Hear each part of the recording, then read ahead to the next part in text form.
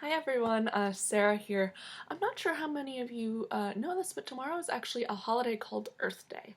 And I think that Earth Day is a really cool holiday for two reasons.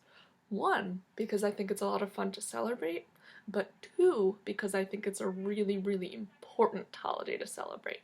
Earth Day is a holiday all about how we can keep the Earth, the planet that we live on, healthy and strong, which means keeping everything around us, water, plants, animals, air, the sky, really healthy and taking good care of it. It's important to keep the Earth healthy because if the planet is healthy and strong, then we, people, can stay healthy and strong too. So today I'm going to read The Lorax by Dr. Seuss, which I think is a really special book and a really fun way to talk about Earth Day and why it's so important to celebrate. I will say that this book can be kind of tricky to read because there are a lot of tongue twisters and a lot of rhymes. So if I do make a mistake, I'll go bloop and I'll just try again and keep going. I hope that you guys all like listening to it. And here we go. The Lorax by Dr. Seuss. At the far end of town, where the grickle grass grows, and the wind smells slow and sour when it blows, and no birds ever sing excepting old crows, is the street of the lifted Lorax.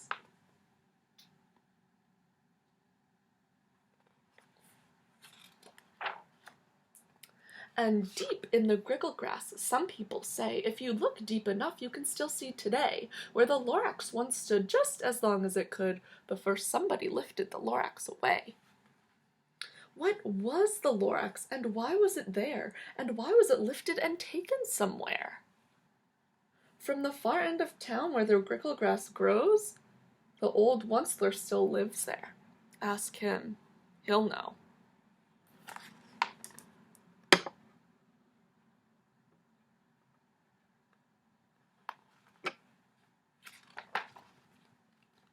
You won't see the Onceler. Don't knock at his door. He stays in his lurkin, on top of his store. He lurks in his lurkin, cold under the roof, where he makes his own clothes out of muffled moof. And on special dank midnights in August he peeks out of the shutters, and sometimes he speaks, and tells how the Lorax was lifted away. He'll tell you, perhaps, if you're willing to pay. Look, you can see it says the Onceler, and then you can see the Onceler peeking out of his window, just like it says.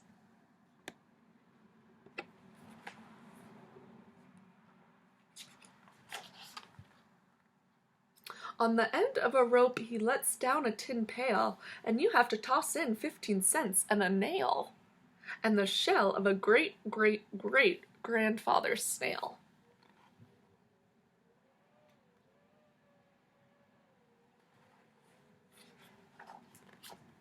Then he pulls up the pail and makes a most careful count to see if you've paid him the proper amount. Then he hides what you paid him away in his snub, his secret strange hole in his grubblous grub. Then he grunts, I will call you by whisper-mophone, for the secrets I tell are for your ears alone.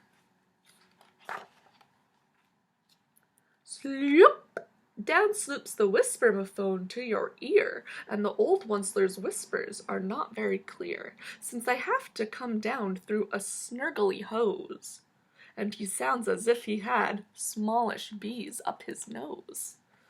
Now I'll tell you, he says with his teeth sounding gray, how the Lorax got lifted and taken away.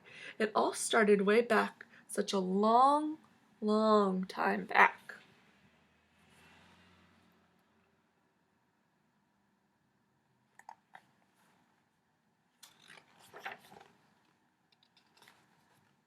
Way back in the days when the grass was still green, and the pond was still wet, and the clouds were still clean, and the song of the swami swans rang out in space, one morning I came to this glorious place, and I first saw the trees, the truffula trees, the bright-colored tufts of the truffula trees, mile after mile in the fresh morning breeze.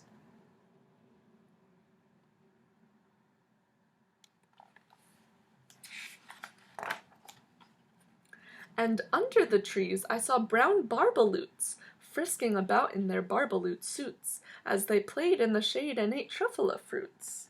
From the rippleless pond came a comfortable sound of the hummin' fish humming while splashing around.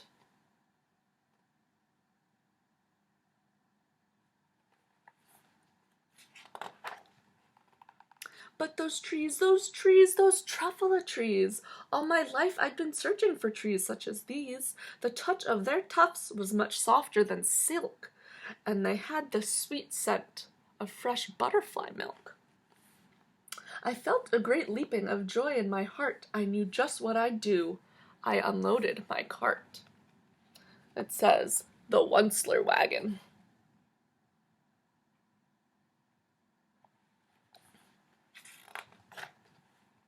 In no time at all, I had built a small shop.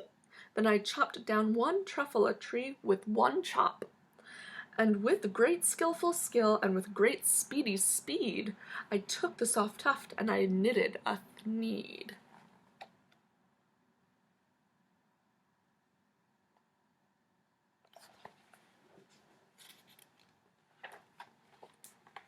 The instant I'd finished, I heard a gazump.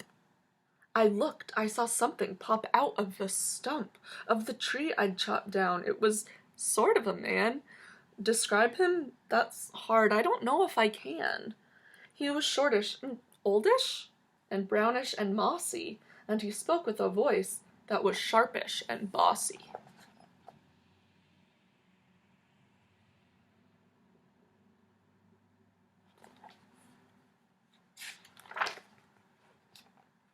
Mister, he said with a sawdusty sneeze, I am the Lorax. I speak for the trees. I speak for the trees have no tongues.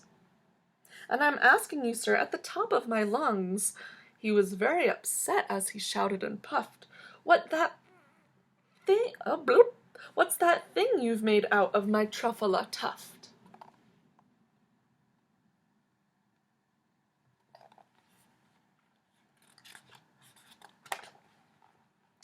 Look, Lorax, I said, there's no cause for alarm. I chopped just one tree. I am doing no harm. I'm being quite useful. This thing is a thneed. A thneed's a fine something that all people need. It's a shirt, it's a sock, it's a glove, it's a hat. But it has other uses, yes, far beyond that.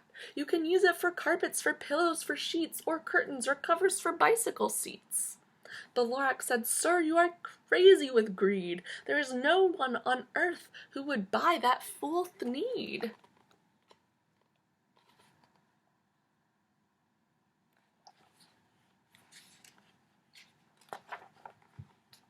But the very next minute, I proved he was wrong, for just at that minute a chap came along, and he thought that the thneed I had knitted was great.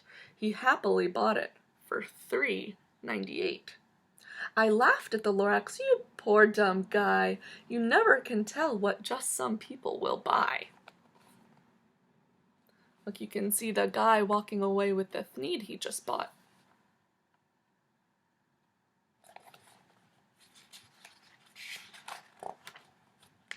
I repeat, cried the Lorax, I speak for the trees. I'm busy, I told him. Stop talking, if you please.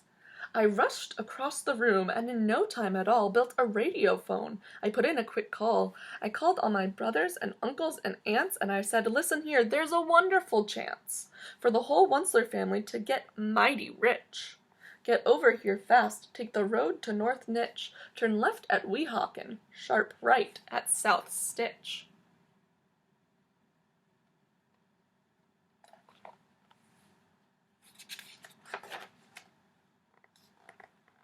And in no time at all, in the factory I built, the whole Onceler family was working full tilt. We were all knitting thneeds just as busy as bees to the sound of the chopping of truffula trees. Look, it says, the Oncelers, thneeds, that must be the factory.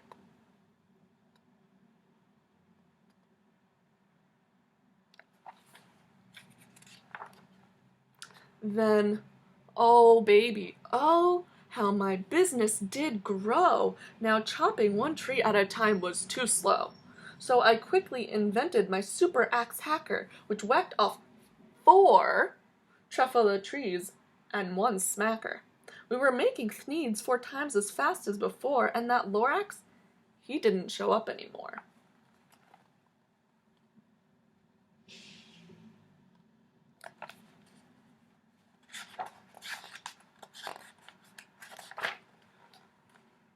But the next week he knocked at my new office door. He snapped, "I'm the Lorax who speaks for the trees, which you seem to be chopping as fast as you please.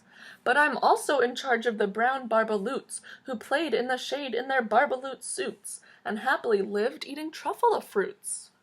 Now, thanks to your hacking my trees to the ground, there's not enough truffula fruit to go round, and my poor barbaloots are all getting the crummies because they have gas and no food in their tummies."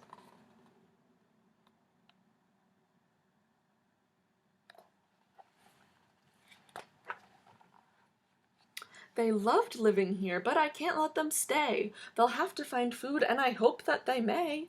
Good luck, boys," he cried, and he sent them away. I, the Onceler, felt sad as I watched them all go, but business is business, and business must grow, regardless of crummies in tummies, you know.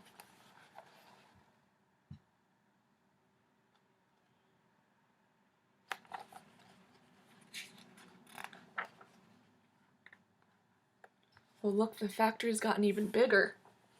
I meant no harm, I most truly did not, but I had to grow bigger, so bigger I got. I biggered my factory, I biggered my roads, I biggered my wagons, I biggered the loads.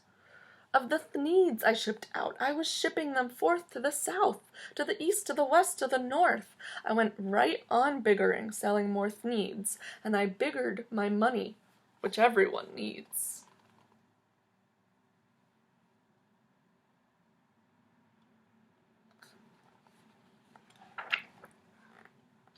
Then again he came back. I was fixing some pipes when that old nuisance Lorax came back with more gripes. "I'm the Lorax," he coughed and he whiffed. He sneezed and he snuffed. He snargled, he sniffed. "Onceler," he cried with a cruffulous croak. "Onceler, you're making such smogulous smoke. My poor swami swans, why, they can't sing a note. No one can sing who has smog in their throat."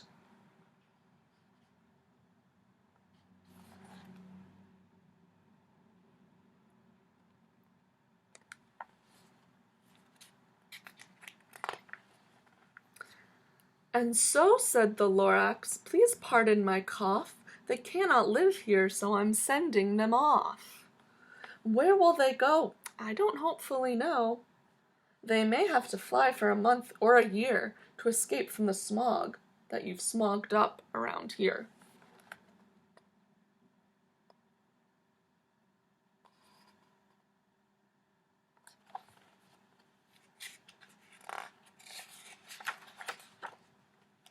"What's more," snapped the Lorax, his dander was up, "let me say a few words about Gluppity-Glup. Your machinery chugs on day and night without stop, making Gluppity-Glup, also Schloppity-Schlop. And what do you do with this leftover goo? I'll show you, you dirty old Onceler man, you." Uh-oh, I wonder what he does with it.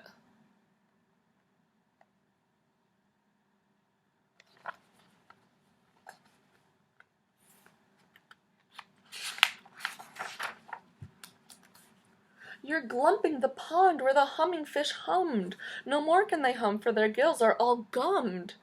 So I'm sending them off. Oh, their future is dreary. They'll walk on their fins and get woefully weary in search of some water that isn't so smeary. I hear things are just as bad up in Lake Erie."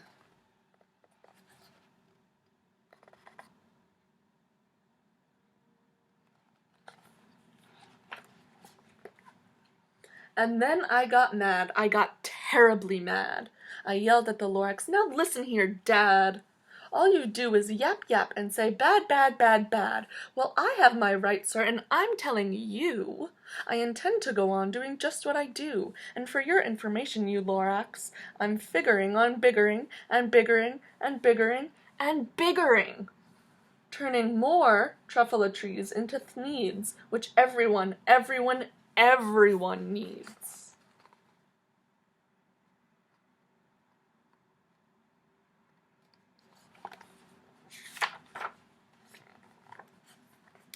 And at that very moment, we heard a loud thwack from the outside of the field. Oh, bloop.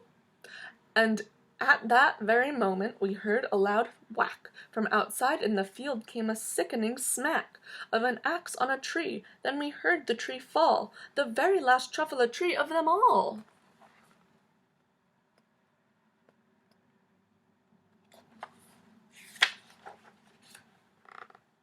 No more trees, no more thneeds, no more work to be done. So in no time, my uncles and aunts, everyone, all waved me goodbye. They jumped into my cars and drove away under the smoke, smuggered stars. Now all that was left 'neath the bad-smelling sky was my big empty factory, the Lorax and I.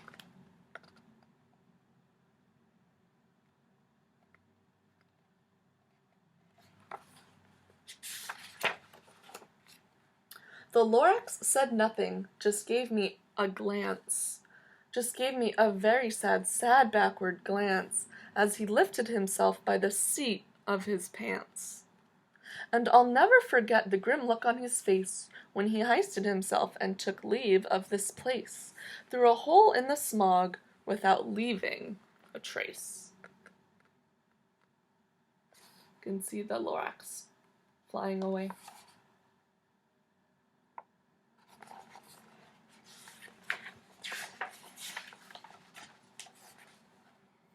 And all that the Lorax left here in this mess was a small pile of rocks with the one word, unless. Whatever that means, well, I just couldn't guess. That was long ago, but each day since that day, I've sat here and worried away. Through the years, while my buildings have fallen apart, I've worried about it with all of my heart.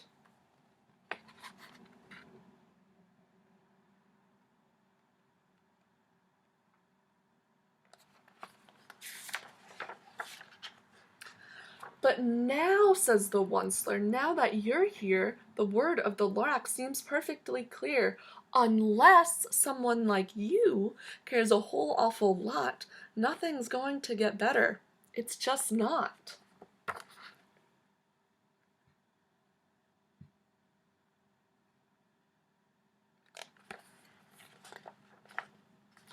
So, catch! Yells the Onceler. He lets something fall. It's a truffula seed. It's the last one of them all. You're in charge of the last of the truffula seeds, and truffula trees are what everyone needs. Plant a new truffula, treat it with care, give it clean water, and feed it fresh air. Grow a forest, protect it from axes that hack.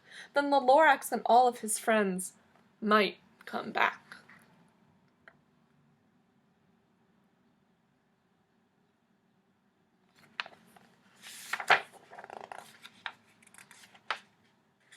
And that's it. The end. Well, Shemayim friends and anyone else who might be watching, I hope that you enjoyed that book, and I hope that you find a fun way to celebrate Earth Day with your family at home. Bye, everyone.